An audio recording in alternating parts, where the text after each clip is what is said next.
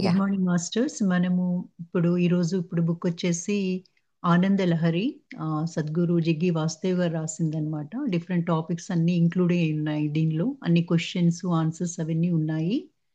ఈరోజు వచ్చేసి అధ్యాయం 20.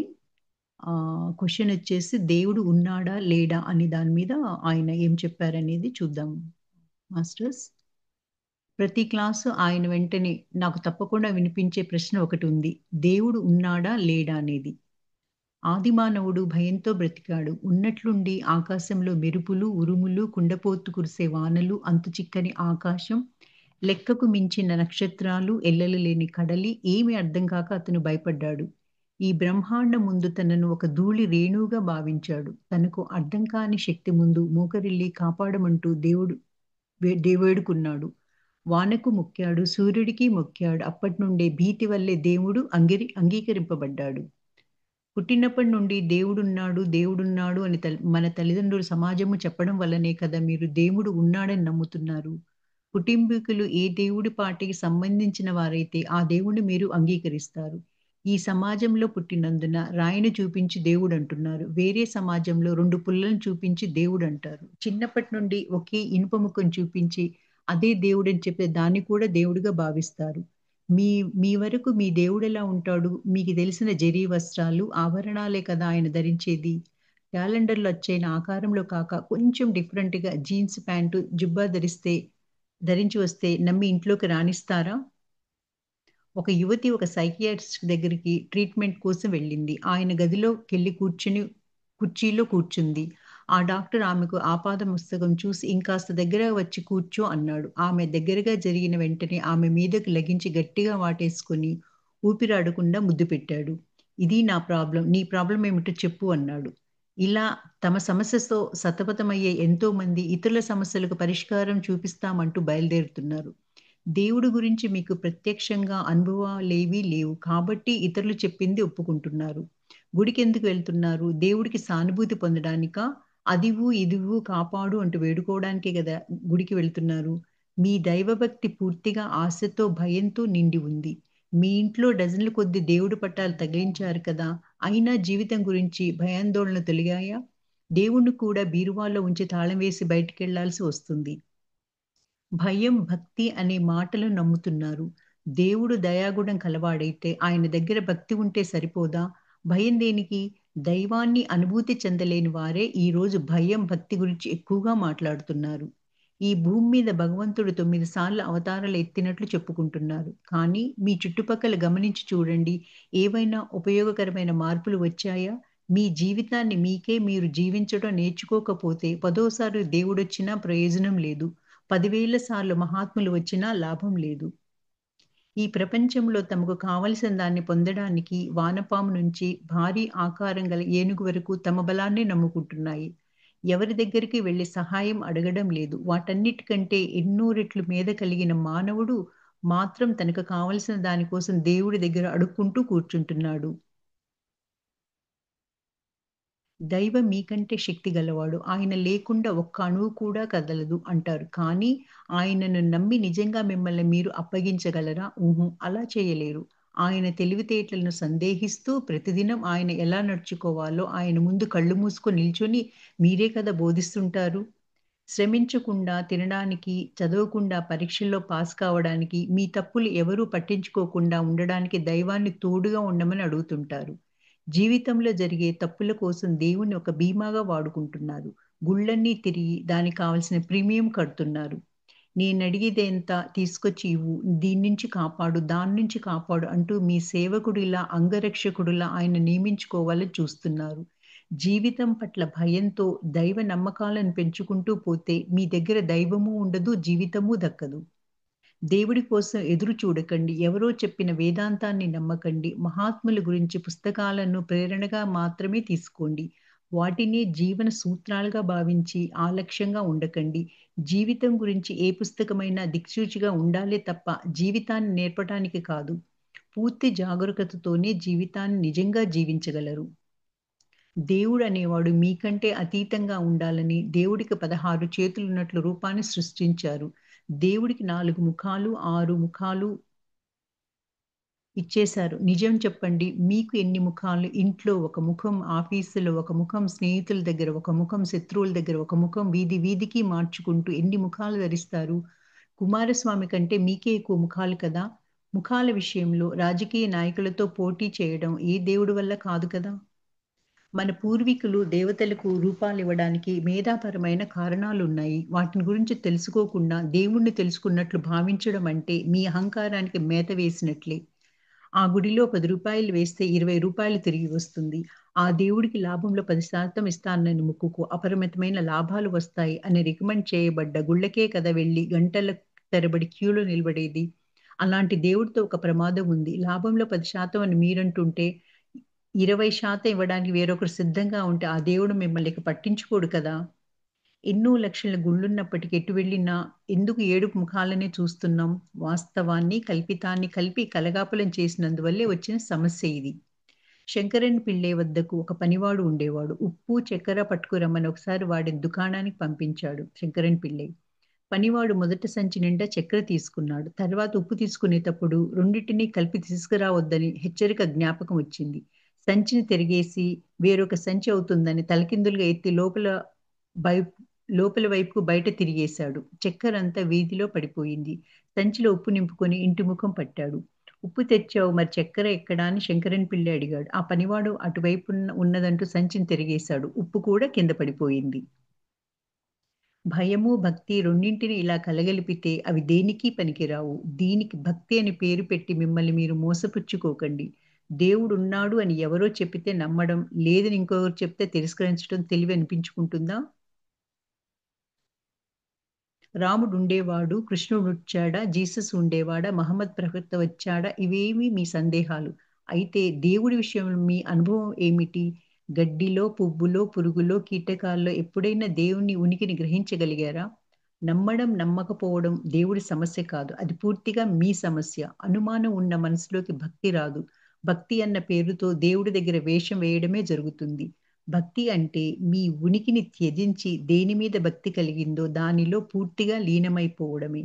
మీ వల్ల జరిగిన తప్పులు, అపకీర్తిని భరించడానికి ఎవరూ సిద్ధంగా లేనప్పుడు ఆ దైవేచ్ఛ అని వాటిని భరించేవాడుగా దేవుణ్ణి వేసుకున్నారు. ఇది భక్తి కాదు బూటకం. ఎందుకు ప్రార్థిస్తున్నారు? దేవుడిని తెలుసుకోవాలనా? మీ ఉద్దేశ్యం అది కాదు. మీ కోరికలన్నీ తీర్చే మూర్ఖపు యంత్రంగా దేవుణ్ణి భావిస్తున్నారు. ప్రార్థన అనేది కేవలం ఒక ఆచార ప్రక్రియ ఆగిపోకుండా ఒక విధమైన భావనగా పుష్పించాలి.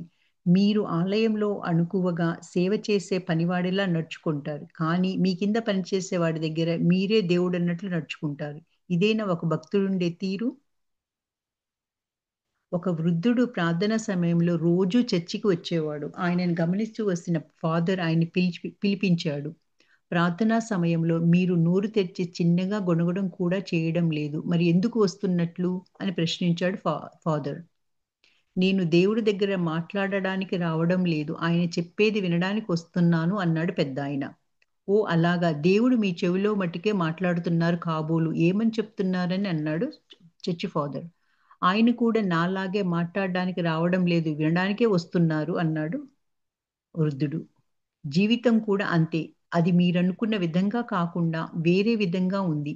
శాంతంగా, జాగ్రత్తగా పరిశీలిస్తే చాలు. మీరు కోరుకున్నవి ఎక్కడ ఉన్నాయో అర్థమవుతుంది. దేవుడి దగ్గర మీరు గట్టిగా, పెద్దగా శబ్దం చేస్తుంటే దేనిని గమనించలేరు. గమనించటం వదిలేసి ప్రార్థనల ద్వారా దేవుణ్ణి పిలిస్తే ఆయన మీ కోసం చిటికెన వేలైనా కదిలించడు. ఇది సరిగా అర్థం చేసుకోని వారు ఇది శాపం, అది అనుగ్రహం అంటూ మాట్లాడతారు.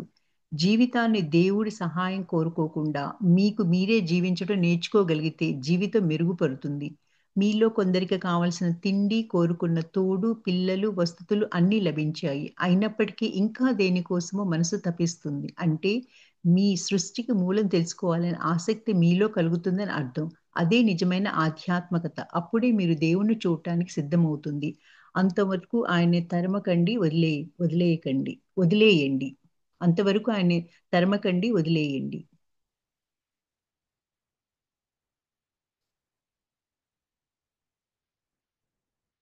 మీకు భారతదేశంలో దేవతలు, వారి పుత్రులు మొదలైన వారి పేర్లు, వారెక్కడ ఉన్నారు, వారి పుట్టినరోజు ఇలా అన్నీ తెలుసు. అయితే మీలో ఏమి జరుగుతుందో మీకు తెలీదు. అదే మీ అసలు సమస్య. మీకు భగవంతుడి పట్ల చాలా విశ్వాసం అయినప్పటికీ మీ జీవితం ఎందుకు సంపూర్ణం కాలేదు? మీ ఇంట్లో కనీసం ఒక డజన్ దేవుడి పటాలు ఉన్నాయి. కానీ మీ గుండెల్లో భయం. దేనికేమైనా అర్థముందా? దీనికి కారణం ఏమిటంటే మీరు మీ జీవితంలో భగవంతుడిని అనుభూతి చెందలేదు. అందుకే భయం.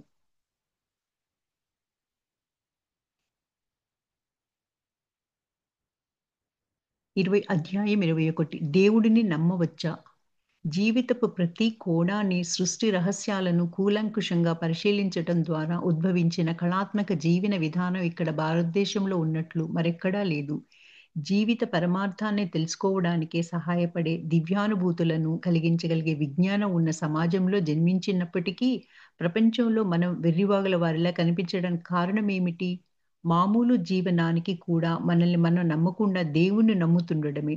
బతకడానికి చేతులు, కాళ్ళు చాలు. శరీరాన్ని, మనసుని ఎలా సమర్థంగా ఉపయోగించుకోవాలో తెలుసుకొని వాటిని అలా ఉపయోగించుకుంటే చాలు. అది వదిలేసి దేవుణ్ణి మీ మనుగడకు కూడా పడమని పిలవడం అధమం. మీ రోజువారీ జీవనానికి దేవుడు అవసరం లేదు. దైవంపై నమ్మకం వేరు, ఆధ్యాత్మికత వేరు, మత విశ్వాసం వేరు. మొదట దీన్ని అర్థం చేసుకోండి. మీరు ఒక మతానికి సంబంధించిన వారు అంటే మీరు ఫలానా నమ్మకం ఉన్నవారు అని అర్థం. యేసు ఏ యేసు చెప్పారనో, కృష్ణుడు చెప్పారనో, మహమ్మద్ ప్రవక్త చెప్పారనో వాటిని అలాగే ఎందుకు నమ్మాలి? ఆధ్యాత్మికత అనేది వేరు. అది నమ్మకాల మీద ఏర్పడుతుంది కాదు. ఆధ్యాత్మికత అంటే అన్వేషించటం. తెలియదని ధైర్యంగా ఒప్పుకొని, తెలియని దాన్ని తెలుసుకోవడానికి ప్రయత్నించడమే ఆధ్యాత్మికత. ఒక గురుడు ఒక గురువు మరణశయ్య మీద ఉన్నాడు. ఆయనను వదలలేని శిష్యులు కొంతమంది చుట్టూ గుమిగూడారు. ఆయన్ను చూడటానికి ఒక యువకుడొచ్చాడు. కొన్ని సంవత్సరాల క్రితం ఆయన అభిప్రాయాలను ఒప్పుకోలేక వెళ్ళిపోయిన శిష్యుడతను.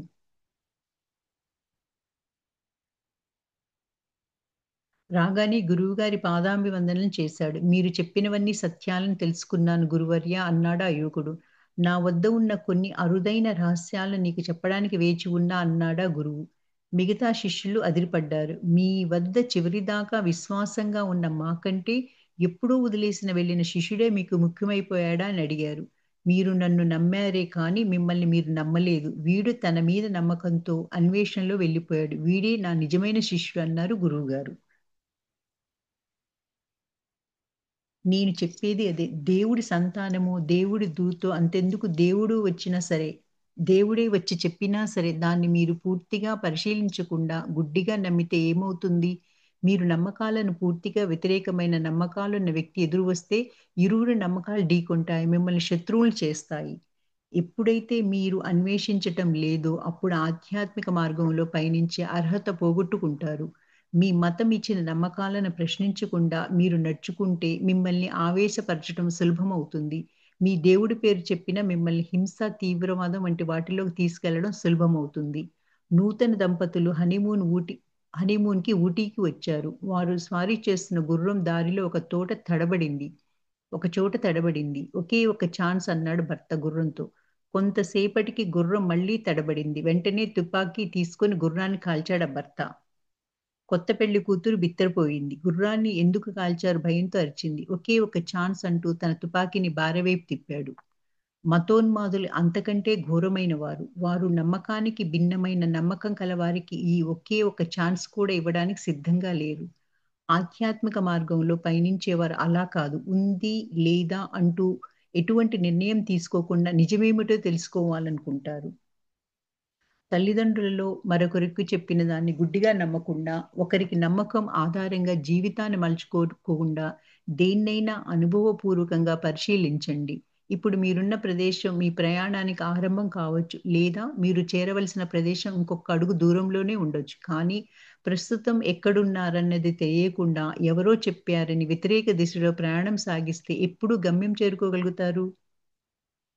నమ్మకాలతో మీ తెలివితేటలు మసకబారిపోకుండా చివరకు అవే సమస్య కాకుండా చూసుకుంటే ఆధ్యాత్మికత మీకు సాధ్యమవుతుంది. మానవుడు సృష్టించిన దేవుడిని ప్రపంచంలో మరెక్కడైనా నమ్మవచ్చు. కానీ మన సంస్కృతిలో మాత్రం అలా నమ్మడం కుదరదు. ఎందుకంటే దేవుళ్ళను సృష్టించే నైపుణ్యం మన సంస్కృతంలో ఉంది.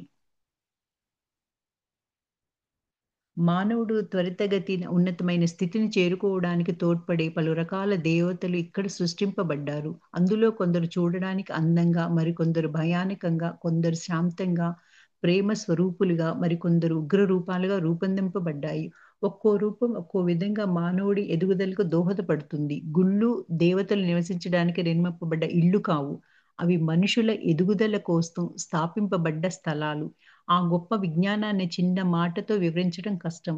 అలా అయితే దేవుడు కల్పితమేనా అని ఆయనను గురించి అసలు ఆలోచించకూడదా అని మీరనవచ్చు.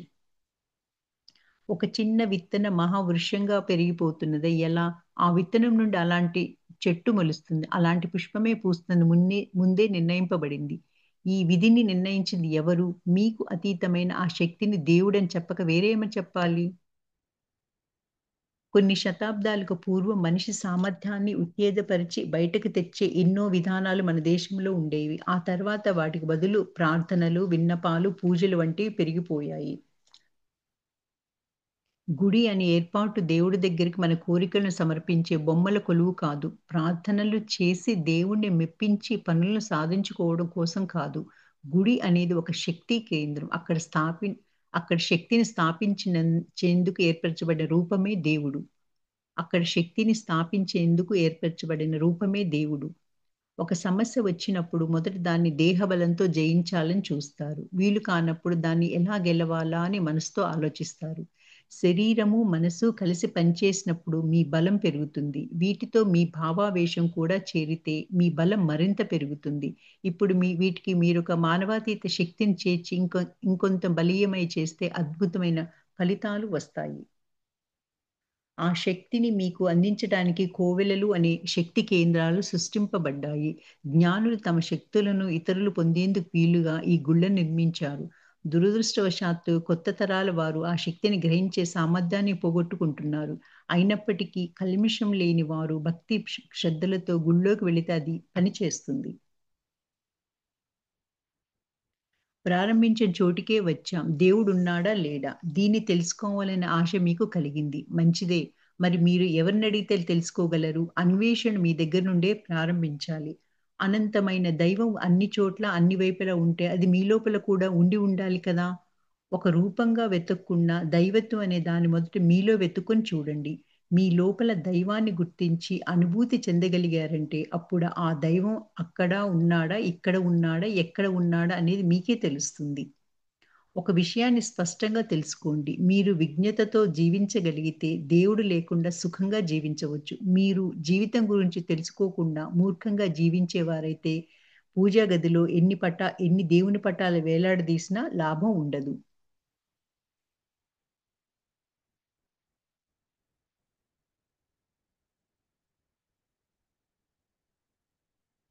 ఎందరో దేవతలు, ఋషులు ఉండి కూడా ఈ ఆకలి దప్పులు, వ్యాధులు ఎందుకనేది ఒక ప్రశ్న. సద్గురు ఇలా చెప్పారు. ఈ దేశంలో ఆకలికి కారణమేమిటి? బాధ్యతారహితంగా మన దేశ జనాభాను పెంచిన మీరా? లేక ఆ భగవంతుడా?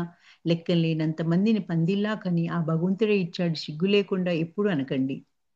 బుద్ధుడు, మహావీరుడు మొదలైన మహాత్ములు మనకు జ్ఞానాన్ని పంచటానికి జన్మించారు. అంతేకాని మనకు విందు భోజనం పెట్టడానికి రాలేదు. మరి మీ కాళ్ళు, చేతులు, కళ్ళు ఎందుకు? వాటిని తెలివిగా ఉపయోగించుకుంటారనే నమ్మకంతోనే ఆ భగవంతుడు మిమ్మల్ని ఈ భూమిపైకి పంపాడు. తప్పు చేస్తున్నది మీరు. మీ తప్పు మీరే సరిచేసుకునే వరకు ఏ భగవద్గీత మిమ్మల్ని ఉద్ధరించదు. ఎన్ని మతాలు ప్రారంభించినా మిమ్మల్ని కాపాడలేరు. భగవంతుడిని పూజించి ఆకాశం వైపు చూస్తూ నడిస్తే ముందున్న మురికి గుంటలో పడిపోతారు. దయచేసి మీ జీవితాన్ని మీ చేతుల్లోకి తీసుకోండి. ఆ భగవంతుడికి అప్పగించకండి.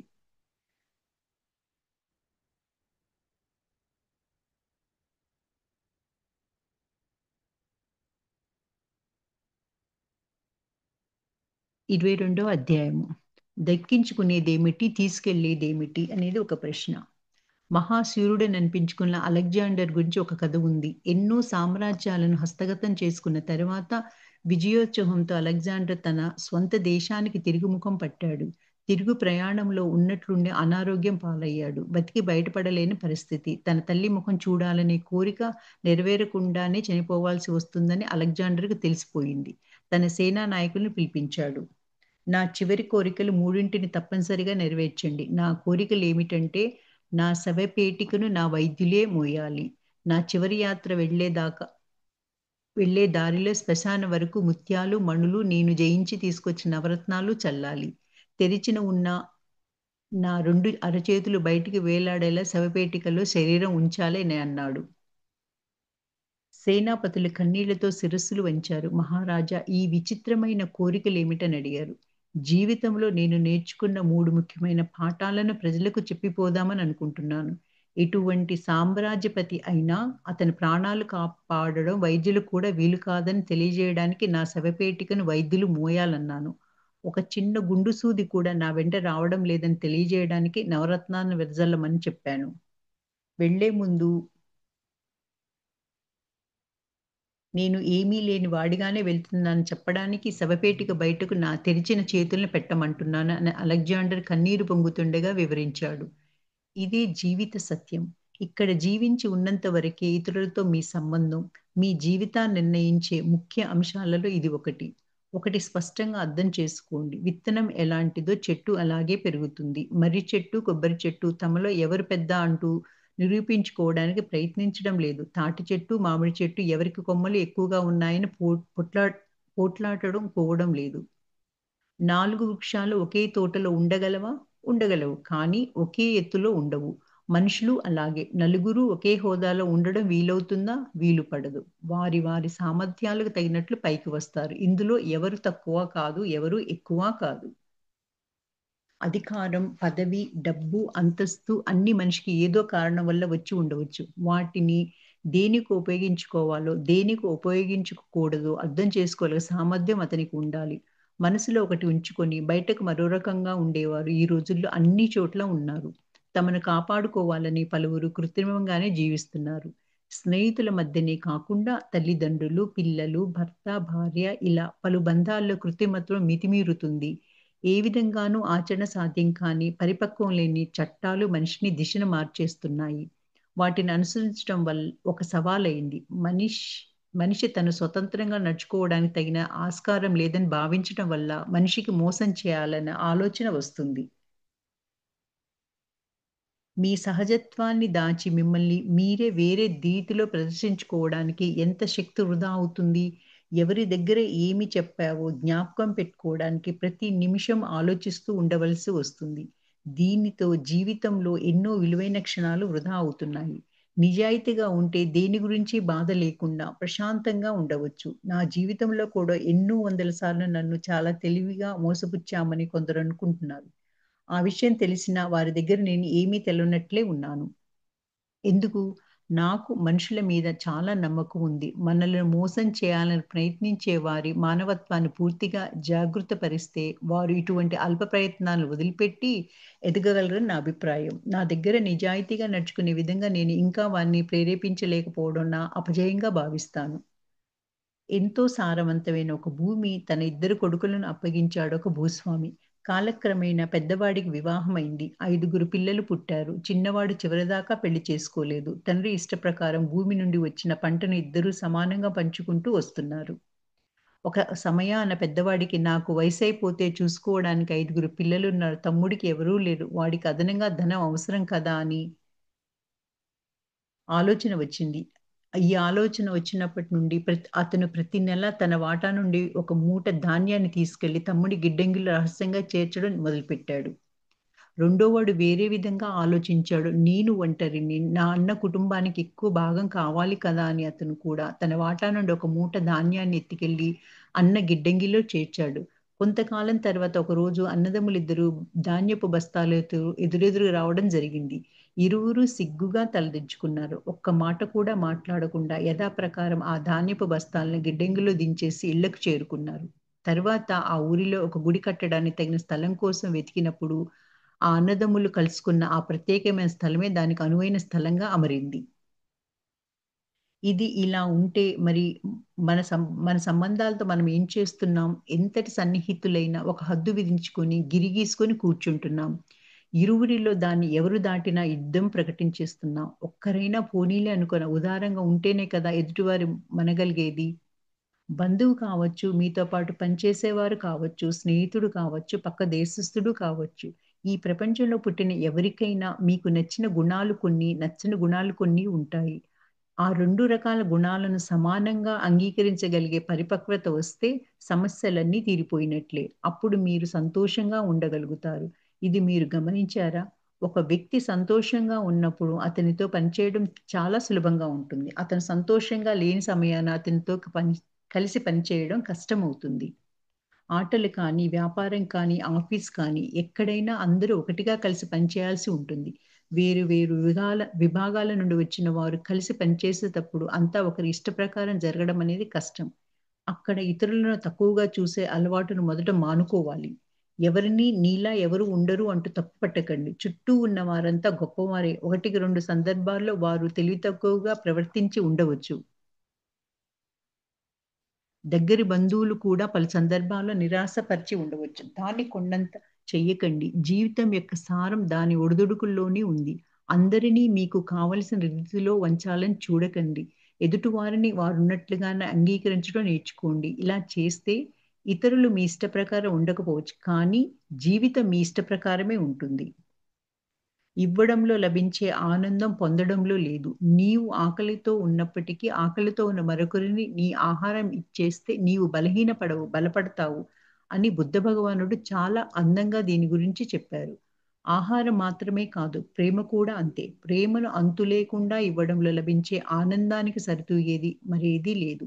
దీన్ని మాటల్లో కంటే చేతల్లో ఆచరించి చూడండి. దీనిలోని నిజం అనుభవం ద్వారా తెలుస్తుంది. రెండవ ప్రపంచ యుద్ధం సమయంలో జర్మనీలో ఒక చెరసాల అరెస్టు చేసిన వారిని ఉంచడానికి ఇక ఏమాత్రం స్థలం లేని పరిస్థితి. ఖైదీల సంఖ్య తగ్గించడానికి జైలు అధికారులు ఒక పథకం వేశారు. ఒక్కో ఖైదీకి ఒక నంబర్ ఇవ్వబడింది. రోజూ లాటరీ పద్ధతిలో కొన్ని నంబర్లు తీసి ఆ నంబర్లు ఖైదీల్ని కాల్చి చంపేయడం మొదలుపెట్టారు. ఒకరోజు అలా ఎంచుకోబడ్డ ఒక ఖైదీ చావడం ఇష్టం లేక ఏడుస్తూ కూర్చొని ఉండడంగా ఖైదీగా ఉన్న ఒక ఫాదర్ చూశాడు. వాడి దగ్గరికి వెళ్లి చిరునవ్వుతో భుజం మీద చేతితో తట్టి సోదరా నువ్వింక బతకాలనుకుంటున్నావు బతుకు. నీ నంబర్ నేను తీసుకుంటా అన్నాడా ఫాదరు. ఆ రోజు ఆ ఖైదీ మరణదండ నుంచి తప్పించుకున్నాడు. ఆ తర్వాత యుద్ధం ముగిసింది. అందరూ విడుదలయ్యారు. ఎన్నో సంవత్సరాలు అతను ప్రాణాలతో ఉండగలిగాడు. కానీ ఎవరో వేసిన భిక్ష వల్లే తన ప్రాణం దక్కిందన్న ఆలోచనతో అతను బాధపడని రోజే లేదు. చావుకు ధైర్యంగా వెళ్ళిన ఫాదర్‌కు కలిగిన సంతోషం ప్రాణాలతో ఉన్నప్పటికీ చివరిదాకా అతనికి కలగలేదు. తన ప్రాణాలను మరొకరికి కోసం త్యాగం చేసిన ఫాదర్ ఆయుష్ పరంగా చూస్తే తక్కువ కాలం జీవించినా సంపూర్ణంగా జీవించారు. కానీ ఆయుష్ పెంచుకున్న ఖైదీ మాత్రం దీనంగా బతికాడు. ఎవరి దగ్గరనైనా ఉచితంగా ఏమీ ఆశించటం మంచిది కాదు. ఎవరి మీద దేని మీద ఆశలు పెంచుకోవద్దు. ఆశలు ప్రేమలో ప్రగతికి విరోధాలన్నారు. సరే. అరే! నిజమే కాబోలనుకుని వెంటనే తల ఆడించేద్దామనిపిస్తుంది కదా మీకు? తల్లిదండ్రులు పిల్లల బాధ్యతలను భరించేటప్పుడు బంధాలు ప్రగతికి అడ్డు అనే మాట మీకు వినడానికి బాగానే ఉంటాయి. ఎవరికి ఏమి జరిగితే నాకేంటనే నిర్లక్ష్య భావంతో ఉండడాన్ని ఆశలు లేకుండా ఉండడం అనుకుంటే మిమ్మల్ని మీరే మోసపుచ్చుకున్న వారవుతారు. ఒక ఒకడు కప్ప మీద పరిశోధన చేస్తున్నాడు. అతను ఎగురు అంటే అది ఎగిరేలా అలవాటు చేశాడు. పరిశోధనలో భాగంగా దాని కాళ్ళలో ఒకదాన్ని తీశాడు. ఎగురు అన్నాడు. కప్ప తన 3 కాళ్ళతో కష్టపడి ఎగిరింది. తర్వాత ఇంకొక కాలు తీశాడు. ఎగురు అన్నాడు. అప్పుడు కూడా కప్ప కష్టపడుతూ ఎగిరింది. మూడో కాలుని కూడా తీసేశాడు. అప్పుడు కూడా అది ఎలాగో ఓలాగా కొద్దిగా ఎగిరింది. అతను చివరికి నాలుగో కాలును కూడా తీసేశాడు. కదలలేక కప్ప అతన్ని దీనంగా చూసింది. మళ్ళీ మళ్ళీ ఎగురమంటూ అరిచాడు. అతని కప్ప కదలలేదు. అతను తన పరిశోధన ఫలితాన్ని రాసుకున్నాడు. 4 కాళ్ళను తీసేస్తే కప్ప చెవిటిదవుతుంది అని. అలాగే కొందరు జరిగిన దానికి వేరే అర్థాలు కల్పించి కొత్త సిద్ధాంతాలను సృష్టిస్తున్నారు. ఆశ అంటే అభివృద్ధి జరగదని ఎవరు ఆశ ఉంటే అభివృద్ధి జరగదని ఎవరు చెప్పారు? ఆశతో చెట్టు తన వేర్లను లోతుగా పంపినప్పుడే అది ఆరోగ్యంగా పెరుగుతుంది. ఎన్నో పక్షులకు ఆశ్రయం ఇస్తుంది. గాలిలోకి ప్రాణవాయువును వదులుతుంది. కాయలు, పండ్లు ఇచ్చి ఉపయోగపడుతుంది. అదే చెట్టు ఆశపడకుండా భూమిలోకి తన వేర్లను పంపించకపోతే చనిపోతుంది. ఎవరో చెప్పారని ఆశలను బలవంతంగా వదిలించుకోవాలని చూస్తే మీరు దారుణంగా దెబ్బతింటారు. ఆశ వల్ల కష్టాలు ఎందుకొస్తాయి? మీ పిల్లవాడిని స్కూల్ నుండి తీసుకొచ్చే రిక్షా కంటికెదురుగా తలకిందులైతే ఏం చేస్తారు? రిక్షా దగ్గరికి పరిగెడతారు. కింద పడిపోయిన పిల్లల్లో మొదట మీ అబ్బాయిని ఎత్తుకొని వాటేసుకుంటారు.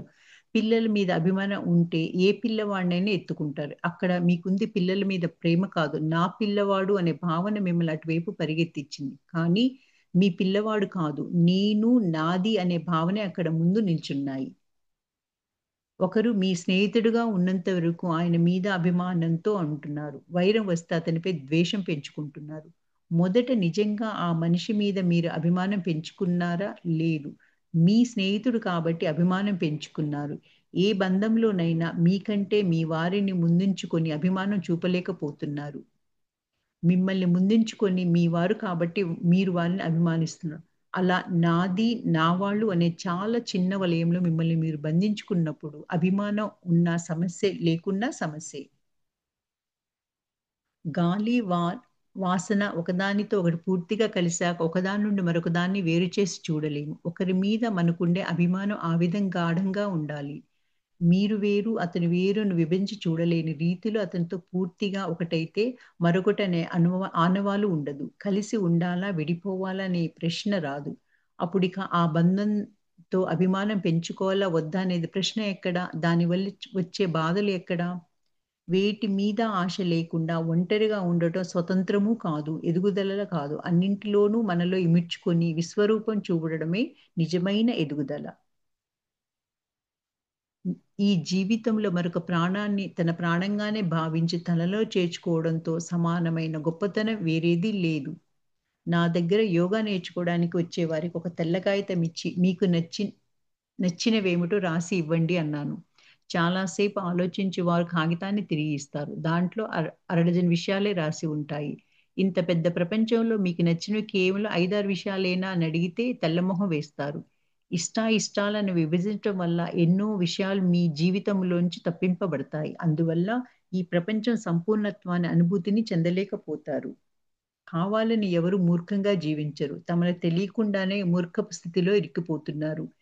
యథార్థాన్ని గ్రహించే పరిపక్వత వస్తే ఎవరు అలా జీవించరు. మీరు మీ చేతల ప్రభావం ఇతరుల మీద ఎలా ఉంటుందో పూర్తిగా తెలుసుకొని జాగ్రత్తగా నడుచుకోవడం ప్రారంభిస్తే మీ మూర్ఖత్వం కొద్ది కొద్దిగా తగ్గుతుంది. మీకు మీ చుట్టూ ఉన్న వారికి బాధను, ఆవేదనను కలిగించే ఏది చేసినా అది తెలివి తక్కువతనమే అవుతుందని తెలుసుకుంటే చాలు. మట్టి, బురదల నుండే పూల మొక్కలు పెరుగుతున్నది గమనించారా? ఆ బురద మట్టిని తనను తీసుకొని సువాసనతో ఉన్న పూలను మనకిస్తుంది పూల మొక్క. దాన్ని చూసి మనం నేర్చుకోవాలి. ఈ ఎరుక మీకు వచ్చిందంటే తప్పు, ఒప్పు అన్న సంఘర్షణ సమసిపోతుంది. వాడిని కొట్టొద్దు, వీడిని గాయపరచవద్దు అని చెప్పే అవసరం లేకుండా పోతుంది. ఇది నీతి, అది నీతి అంటూ పాఠాలు చెప్పటం అర్థం అర్థం లేనిదని అర్థం లేనిదని అవుతుంది.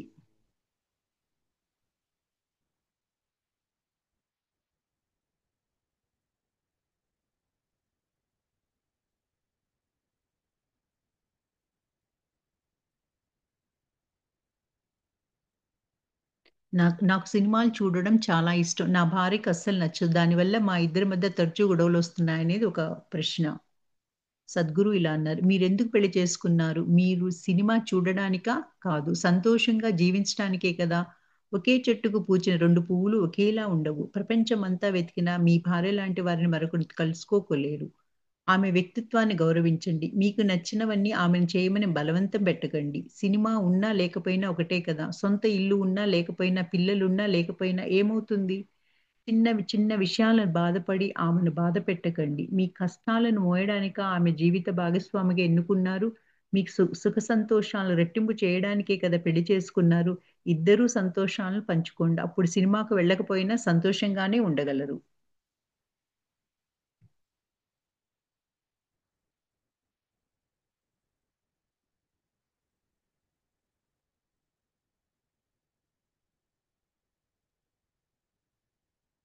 అధ్యాయం 23 జీవితమే పండుగ. భారతదేశంలో ఎందుకిన్ని పండుగలు? ఈజిప్ట్ లాంటి దేశాలలో తప్పించి ప్రపంచంలో ఎక్కడా ఇక్కడ ఉన్న విధంగా పురాతన కాలం నుండి నిలదొక్కుకొని ఉన్న సంస్కృతి లేదు. భారతదేశంలో వేల సంవత్సరాలుగా నాగరికత, ఆరోగ్యం, ఆధ్యాత్మికత లాంటి వాటితో ప్రజలు నిరాటంకమైన ప్రగతిని సాధించారు. కానీ గత 2, 300 సంవత్సరాల్లో కరువు, యుద్ధం, అంటువ్యాధులు లాంటివి ఎన్నో అవాంతరాల వల్ల మన సంప్రదాయపు కళలు క్షీణించిపోయాయి. ఇక్కడ జీవితమే ఒక పండుగ భావించేవారు. దీని మూలంగానే ఈ సంస్కృతిలో సంవత్సరంలో అన్ని రోజులను పండగ రోజులుగా జరుపుకుంటారు. భూమి దున్నడానికి ఒక పండుగ, విత్తనాలను చల్లడానికి ఇంకొక పండుగ, కలుపు తీయడం ఒక పండుగ, పంట ఇంటికి వస్తే ఒక పెద్ద పండుగ, పశువులను ఆదరించటం మరొక పండుగ, ఎవరింట్లోనైనా వివాహమైతే రోజుల తరబడి పండుగే పండుగ. ఉదాహరణకు భోగి పండుగ రోజు పాత వస్తువులు, దుస్తువులను అగ్నికి ఆహుతి చేయడమే ఆచారం ఎందుకు వచ్చింది? ఊరికే చెత్తా చెదారము, పాత దుస్తులు తగలబెట్టి కొత్తవి కొనాలన్న ఆలోచనతో కాదు. మన భావాల్లో, జీవితాల్లో పనికిరానివేమైనా ఉంటే వాటిని తగులబెట్టి జీవితాన్ని మళ్ళీ కొత్తగా ప్రారంభించే అవకాశంగా భోగి పండుగను మనవాళ్ళు భావించారు. జన్మదినానికి ఒక ఉత్సవం, పిల్లలు పెరుగుతున్నప్పుడు ఒక్కో దశలో ఒక్కో ఉత్సవం అంటూ ఏదో ఒక కారణం కల్పించి ప్రతిరోజు జీవితాన్ని ఇక్కడ పండుగలా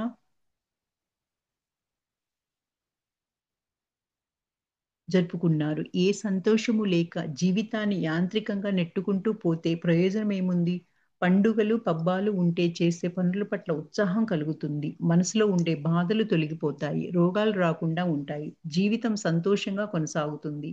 మానసిక వైద్యులను సంప్రదించవలసిన అవసరం ఉండదు. ఆదరాబాదరగా దేన్నో అందుకోవాలని వేగాన్ని పెంచుకుంటూ పోవడంలో జీవితాన్నే కోల్పోయే అపాయం ఉంది కనుక అప్పుడప్పుడు ఇటువంటి పండుగలు, సంబరాలను జరుపుకోవడం మంచిదే. అసలు జీవితాన్ని ఇలా రోజు ఒక పండుగలుగా అనుభవించాలి. వేటకు వెళ్ళిన ఒక రాజు ఎడారిలో చాలా దూరంలో ఒంటరిగా చిక్కుకుపోయాడు. రాజుని ఒక పల్లకీలో కూర్చోబెట్టి ఆయన దేశానికి తీసుకువెళ్ళడానికి అక్కడ గ్రామంలో ఉన్న నలుగురు వ్యక్తులు అంగీకరించారు.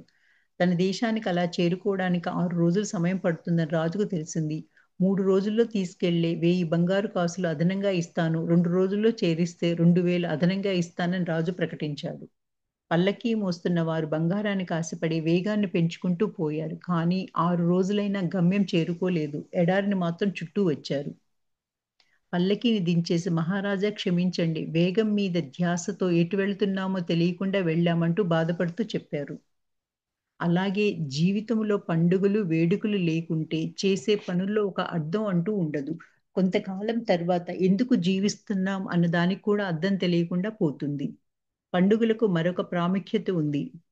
మీరు ఉపయోగించే వస్తువును తక్కువగా భావిస్తే దాన్ని పూర్తిగా సమర్థవంతంగా ఉపయోగించలేరు. ఒక ఆరాధనీయమైనదిగా భావించి దానిపై పూర్తి ఆసక్తితో ఉంటేనే అది మీకు అద్భుతమైన విజయాలను సమకూరుస్తుంది. ఒక కెమెరాను గురించి తెలిసిన వారెవరైనా దానిని ఉపయోగించగలరు.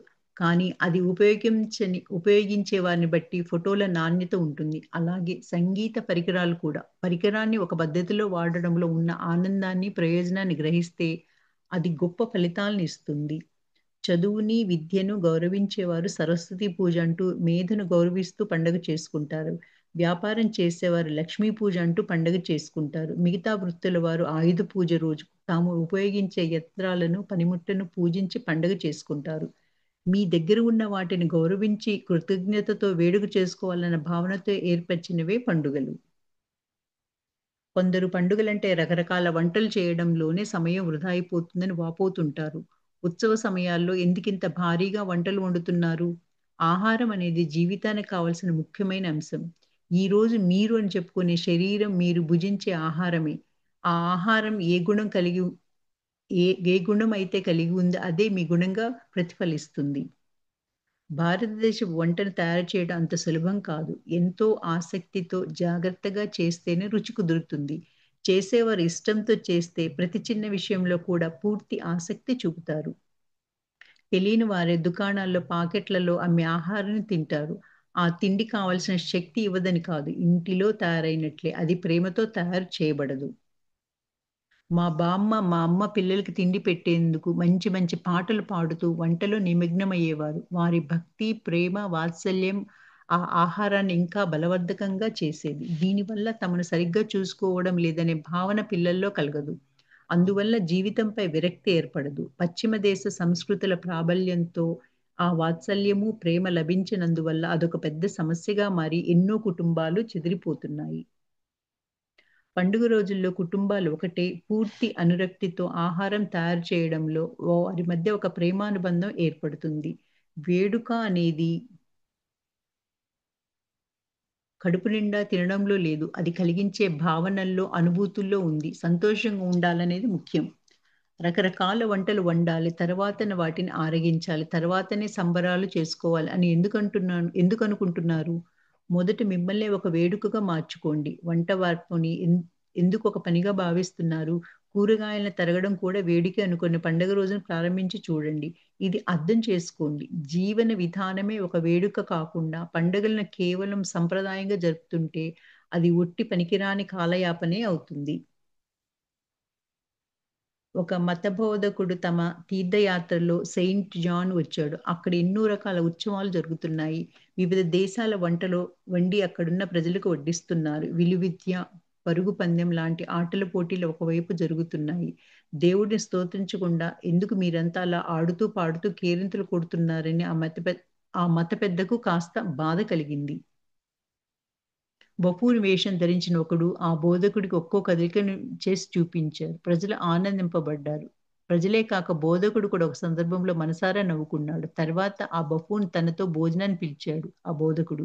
ఎందుకిలా చేశావని అడిగాడు బఫూన్‌ని. ఆ బఫూన్ వేషధారి జీవితంలో పూర్తి అనురక్తి, ఆసక్తి ఉండాలి. మరణించిన వారే కదలలేక జడంలా ఉంటారు. మీరు ప్రాణాలతో ఉన్నారంటే మీ చేతులు, కాళ్ళు కదలాలి. పాటలు పాడుతూ, డాన్స్ చేస్తూ, ఎగురుతూ, తుళ్ళుతూ, నవ్వుతూ మిగతా వారిని నవ్విస్తూ ఉండాలన్నాడు ఆ బఫూన్.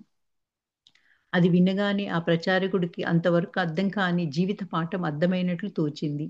మన దేశంలో ప్రస్తుతం ఎంతో బాధ కలిగించే పరిస్థితి ఏర్పడింది.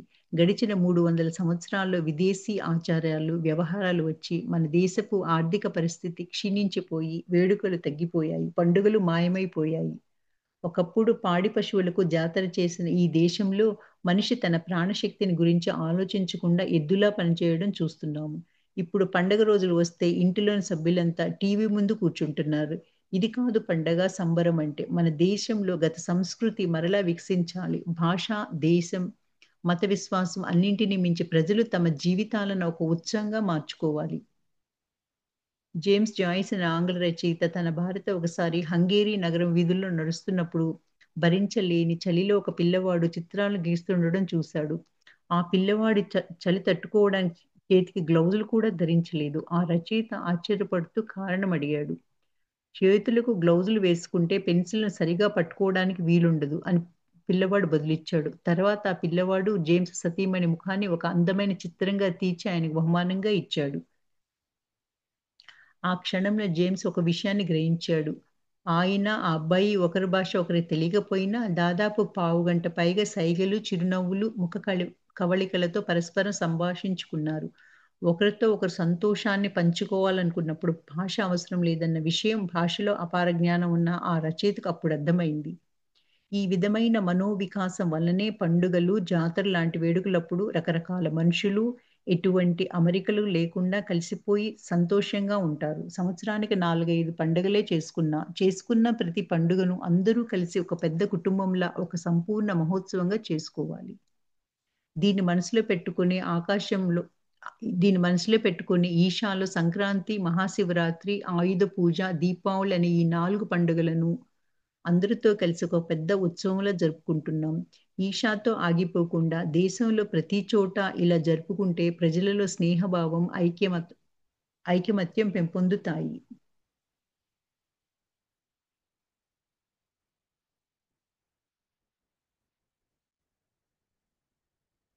దిక్కులేని వారికి దేవుడే దిక్కా అని ఒకళ్ళు ప్రశ్నించారు. ఇలాంటి సుభాషితాలు పేదలకు, సమాజంలో సమస్తం కోల్పోయిన వారికి నమ్మకం కలిగించడానికి చెప్పినవి. భగవంతుడు తమకు తోడుగా ఉన్నాడన్న నమ్మకం ఉంటే వారికి తృప్తి కలుగుతుంది కదా! కానీ ఇవే నమ్మకాన్ని కొందరు మూఢుల్ని చేస్తాయి. సోమరితనాన్ని పెంచుతాయి. దాంతో పేదలు పెరుగుతారు. నమ్మిన వారిని భగవంతుడు కాపాడతాడు అనేది తరతరాలుగా ప్రజలు నమ్మిన నానుడి. కానీ ఒక్క మనిషితో ప్రారంభమై సమాజాన్ని, దేశాన్ని, ఈ భూప్రపంచాలన్నిటిని కూడా ఆ భగవంతుడే కాపాడుతాడనుకుంటే ఏం జరుగుతుంది? దీని ప్రభావం మన దేశంలో ఎంతో ఉంది. తద్వారా ఏమి జరిగిందో చూసారా? మనల్ని మనం చూసుకుంటే ఆ భగవంతుడు మనల్ని కరుణిస్తాడు. భగవంతుడిపై పూర్తి భారాన్ని మోపక స్వయం కృషిని నమ్మే వారిని ఆ భగవంతుడు కరుణిస్తాడు. దేవుడని మీరు పూజించే ఈ సృష్టికి మూలకారకుడనే కదా! మీకు ఒక అద్భుతమైన లోకాన్ని సృష్టించి ఇచ్చాడా దేవుడు. అది చాలదా? ఈ లోకాన్ని మిమ్మల్ని రక్షించే బాధ్యత కూడా ఆయన పైన మోపితే ఎలా? ఆయనపై భారాన్ని మోపి మీరు చేయవలసిన పనులు చేయకుండా, వచ్చిన అవకాశాలను ఉపయోగించుకోకుండా ఉంటే ఎలా? అసలు నిజం చెప్పండి. భగవంతుడిపై భక్తితో నీ నీవే శరణం మిమ్మల్ని మీరు అర్పించుకొని, ఆ తర్వాత ఏం జరిగినా సంతోషంగా ఎదుర్కొనే ధైర్యం మీకుందా? సృష్టికి మూలమైన ఆ భగవంతుడిపై మీరు కోరుకున్నది అందిస్తాడని నమ్మకం పెంచుకోవడం వల్ల ఏం ప్రయోజనము ఉండదు. ఆయనతో అనుబంధాన్ని పెంచుకుంటే జీవితంలో అన్ని విధాలా మంచే జరుగుతుంది.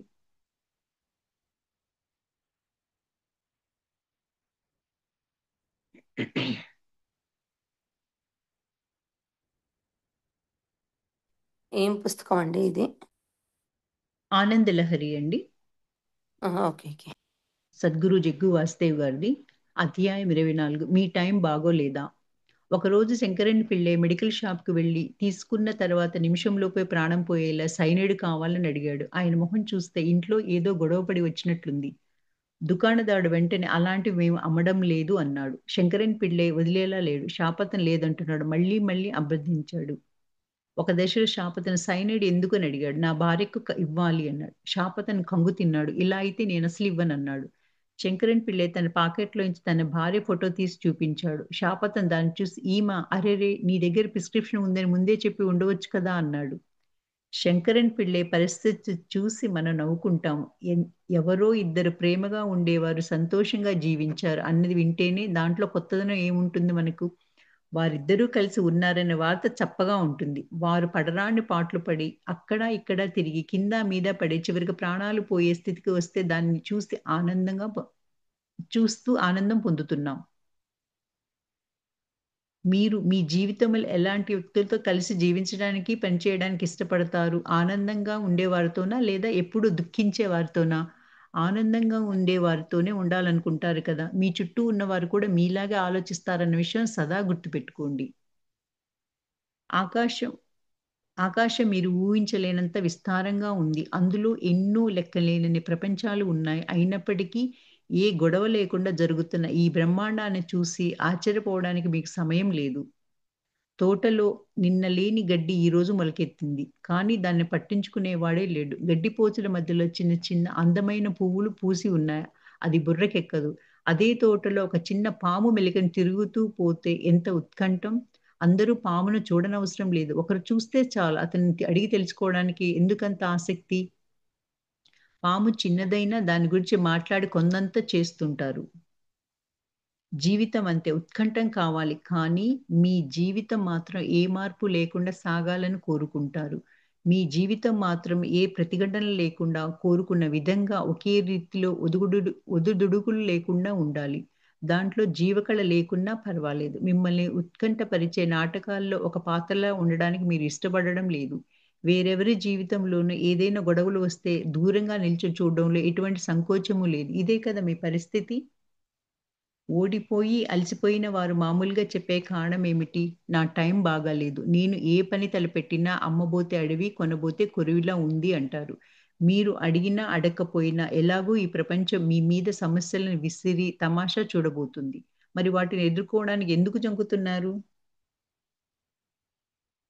ఒకసారి రైతు దేవుడితో తగాదా వేసుకున్నాడు. నీకు పైరు గురించి ఏమీ తెలుసు. నీవనుకున్నప్పుడే వర్షాలు కురుస్తున్నాయి. సమయం కాని సమయంలో గాలి వీచేలా చేస్తున్నావు. నీ వల్ల పెద్ద ఇబ్బందిగా ఉంది. నా మాట విని ఈ పనులన్నీ ఒక రైతుకు అప్పజెప్పేసేయ్ అన్నాడు. దేవుడు మరేమీ ఆలోచించకుండా వెలుతురు, వాన, గాలి అంతా నీ వశంలో ఉంటుంది అని వరమిచ్చేసి వెళ్ళిపోయాడు. ఆ రైతుకు మహా సంతోషం. పంటల కాలం వచ్చింది. ఓ వాన కురు అన్నాడు. వాన పడింది. ఆగమంటే ఆగింది. తడిసిన నేలను దున్నాడు. కావలసిన వేగంతో గాలిని రమ్మన్నాడు. విత్తనాలు వెదజల్లాడు. గాలి, వాన, ఎండ అన్నీ అతను చెప్పినట్లే విన్నాయి. చేలు పచ్చగా ఎదిగాయి. విశాలమైన పంట పొలాలు చూడటానికి ఎంతో అందంగా కనిపించాయి. కోతకాలం వచ్చింది. రైతు ఒక వరి కంకిని కోసాడు. చూసి నివ్వెరపోయాడు. లోపల ధాన్యం లేదు. వెంటనే ఇంకో కంకిని కోసి చూశాడు. దాటిలో కూడా ధాన్యం లేదు. ఓ భగవంతుడా! అంటూ కోపంగా పిలిచాడు. గాలి, వాన, ఎండ అన్నింటినీ సమంగానే వాడాను కానీ పంట ఎందుకు దెబ్బతిన్నది అని ప్రశ్నించాడు రైతు. దేవుడు నా దగ్గరున్నప్పుడు గాలి వేగంగా వీచేది. అప్పుడప్పుడు వరి పైరును అమ్మను గట్టిగా వాటేసుకున్న పసిపిల్లల్లా భూమి లోలోపల నుంచి తమ వేళ్ళను పంపించేవి. వాన తగ్గిందంటే నీటిని వెదుక్కుంటూ వేళ్ళను 4 దిక్కులకు పంపించేవి. పోరాటం ఉంటేనే మొక్కలు తమను తాము కాపాడుకునేందుకు బలంగా పెరుగుతాయి. అన్నింటినీ ఏ పోరాటం లేకుండా అందించటం వల్ల నీ పంటకు సోమరితనం వచ్చేసింది. ఏపుగా ఎదిగిందే కానీ ధాన్యం ఇవ్వడం దానికి చేత కాలేదు అన్నాడు భగవంతుడు. తప్పయింది స్వామి నన్ను క్షమించు. నీ వాన, గాలి నువ్వే ఉంచుకో అని నా రైతు వాటిని దేవుడికి తిరిగి అప్పగించాడు. జీవితంలో అన్నీ సులభంగా సమకూరితే అలాంటి శూన్యతే వేరొకటి ఉండదు. ఊహించని అనుభవాలు, వైఫల్యాలు ఎదురు కావచ్చు. జీవితంలో పలు రకాల అంశాలను అనుభవపూర్వకంగా తెలుసుకోవడానికి లభించిన అవకాశాలుగా వాటిని భావించాలి. చిక్కులు వచ్చినప్పుడే మన సామర్థ్యం ఏమిటి? మనం ఎక్కడ ఉన్నాం అనేది స్పష్టంగా తెలుస్తుంది. దాని ఆధారంగా మన ఎదుగుదలకు ఆ అనుభవాన్ని ఎలా ఉపయోగించుకోవాలో చూడాలి. చీకటి అనే సమస్య ఉన్నందునే కదా విద్యుత్ దీపాలు కనుగొన్నారు. ప్రయాణం అనే సమస్య ఉన్నందుకే కదా వాహనాల కల్పన జరిగింది. దూరంగా ఉన్న వారితో మాట్లాడడం కష్టంగా ఉన్నందునే టెలిఫోన్ కనుగొన్నారు. అసలు సమస్యలే లేకుంటే మీ మెదడు సామర్థ్యాన్ని ఎలా తెలుసుకోగలరు? వాస్తవానికి మీ ఆలోచనా విధానం సరిగా లేనందువల్లే సాధారణ పరిస్థితులు కూడా సమస్యలుగా కనిపిస్తున్నాయి. శంకరన్ పిళ్ళై ఒక దుకాణంలో కోపంగా వెళ్ళాడు. తను ఖరీదు చేసిన ఇస్త్రీ పెట్టెను టేబుల్ మీద పెట్టి టపీమని పెట్టేసి, మీ షాపులో తీసుకున్న ఇస్త్రీ పెట్టెను 3 సార్లు మార్చాను. ఏదీ సరిగ్గా పనిచేయడం లేదని అరిచాడు. షాపతను భయపడిపోయాడు. నాలుగోసారి మరొక ఇస్త్రీ పెట్టెను తీసిచ్చాడు. సార్ ఎందుకైనా మంచిది దీన్నిక్కడ ఒకసారి టెస్ట్ చేసేద్దాం. నలిగిపోయిన మీ షర్టు ఇవ్వండి అన్నాడు షాపతను. శంకరన్ పిళ్ళై తన షర్టు విప్పి అతనికిచ్చాడు. షాపు యజమాని ఆ ఇస్త్రీ పెట్టెను ప్లగ్గును సాకెట్‌లో పెట్టి స్విచ్ ఆన్ చేయగానే శంకరన్ పిళ్ళై, ఓహో! ఈ ప్లగ్గును సాకెట్‌లో ఉంచాలా? నాకు చెప్పనే లేదా అన్నాడు. ఎన్నో సందర్భాల్లో సులభమైన పరిష్కారాలున్నప్పటికీ మనసును అనవసరంగా అలా గజిబిజిగా చేసుకోవడం పరిపాటైపోతుంది. మానసికంగా బాహ్య పరిస్థితులను స్వీకరిస్తే ఒక రకమైన భావన కలుగుతుంది. నిరాకరిస్తే మరొక రకమైన భావన కలుగుతుంది. 2 భావాలను మీరే సృష్టిస్తున్నారు. ఈ రెండింటిలో మీరు మీకే భావన కావాలి. ఈ విషయంలో కాస్త అప్రమత్తంగా ఉంటే బాధనెందుకు సృష్టించుకుంటారు? నిస్సందేహంగా మధుర భావాల్ని సృష్టించుకుంటారు. కానీ దాదాపు అన్ని వేళల్లో తెలియక, జాగరూకత లేకుండా మీ మనస్సు మీకు బాధ కలిగించే భావనలే సృష్టిస్తుంది. ఎదురు చూడని జరిగినప్పుడు మీకు కోపం, చిరాకు, ఆవేదన అంటూ ఎన్నో భావాలు కలుగుతున్నాయి. కానీ బయట పరిస్థితులు ఎలా ఉన్నా వాటిని మీ నేర్పుతో మీకు తగ్గట్టు మలుచుకొని అంతర్గతంగా ప్రశాంతంగా ఉండగలిగారంటే ఇక మీకే సమస్య ఉండదు. ఈరోజు తిండి దొరికిందా తినేయండి. ఒక ముద్ద కూడా దొరకలేదా ఉపవాసం ఉన్నట్లు అనుకోండి. మనసు ఒక పరిస్థితి సమస్యగా చూడుకుంటే శరీరం కూడా దాన్ని సమస్యగా మనసు ఒక పరిస్థితిని సమస్యగా చూడకుంటే శరీరం కూడా దాన్ని సమస్యగా పరిగణించదు. అలా అని మీ చుట్టూ జరిగేదంతా ఊరికే అంగీకరిస్తూ మీరు చేయవలసింది కూడా చేయకపోతే అది మహా వినాశనానికి దారితీస్తుంది. మీరు సోమరిపోతుగా దేనికి పనికిరాని వారుగా మారుతారు. మీకు కావాల్సింది ఇష్టపడింది సృష్టించుకోవడానికి అవసరమైన పనులన్నీ చేయండి. 1,00,000 మంది మీ ఇష్టానికి వ్యతిరేకంగా ఉండవచ్చు. ప్రతికూలత ఉంటూనే ఉంటుంది. ఏ ఒక్క పరిస్థితి అందరికీ సానుకూలంగా ఉండదు. ఇక్కడ ఒక ఆటంకం, అక్కడ ఒక అనూహ్యమైన మలుపు వస్తేనే కదా జీవితంలో సాధించాలి అనే కోరిక కలుగుతుంది. ప్రత్యర్థులు లేకపోతే ఏ ఆటైనా ఉత్సాహంగా ఎలా ఉంటుంది?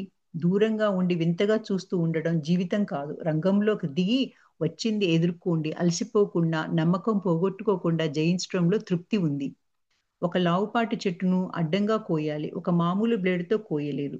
వాడు పళ్ వాడి పళ్ళున్న గట్టి రంభంతోనే కోయాలి. అది మీరే ఇష్టపడే చెట్టయినా మామూలు బ్లేడ్‌తో కోయాలని ప్రయత్నిస్తే ఆ ప్రయత్నంలో మీ చేతులు కోసుకుపోతాయే గానీ చెట్టుకేం కాదు. ఒక పరిస్థితి ఎలా న ఒక పరిస్థితిలో ఎలా నడుచుకోవాలి అనేది నిర్ణయించాల్సింది మీరు కాదు. ఆ పరిస్థితి ఆవశ్యకత దాన్ని నిర్ణయిస్తుంది. అయితే మీరు మాత్రం ఒక పనిని ప్రారంభించిన తర్వాత ఎలాంటి వ్యతిరేక ఫలితానికైనా సిద్ధంగా ఉండండి. ఒక ప్రత్యేకమైన చేప కావాలని నీటిలో వల విసిరి చూడండి. ఆ చేప దొరకకుండా వేరే చేపలు మటుకు చిక్కవచ్చు. లేదా ఆ చేపతో పాటు మరో 100 చేపలు కలిసి చిక్కవచ్చు. జీవితము అంతే. అడిగింది ఏదో పొట్లంలో కట్టి మీకు అందింపబడదు. అనవసరమైన వాటిని చూస్తూ విసుగు చెందే కంటే, అవసరమైన దాన్ని శ్రమించి పొందడమే తెలివైన పని. దేవుణ్ణి వదిలేయండి. ఎదుటివాడిని పట్టించుకోకండి. మీ గురించి మీరు ఆలోచించండి. దేవుణ్ణి వదిలేయండి. ఎదుటివాడిని పట్టించుకోకండి. మీ గురించి మీరు ఆలోచించుకోండి. మీరు సంతోషంగా ఉంటే జీవితం గూడా సంతోషంగా ఉంటుంది. మనుషులు బాగుపడితేనే మానవత్వం మెరుగుపడుతుంది. మానవత్వం వికసిస్తే ఇక ఎవరికి ఎవరు ఏ పాఠాలు చెప్పవలసిన అవసరం ఉండదు. అందుకోసమే యోగాలో మేము దేవుని గురించి మాట్లాడడం, మనుషుల మీద ఆసక్తి చూపుతాం. అందుకోసమే యోగాలో మేము దేవుని గురించి మాట్లాడడం, మనుషుల మీదే ఆసక్తి చూపుతాము.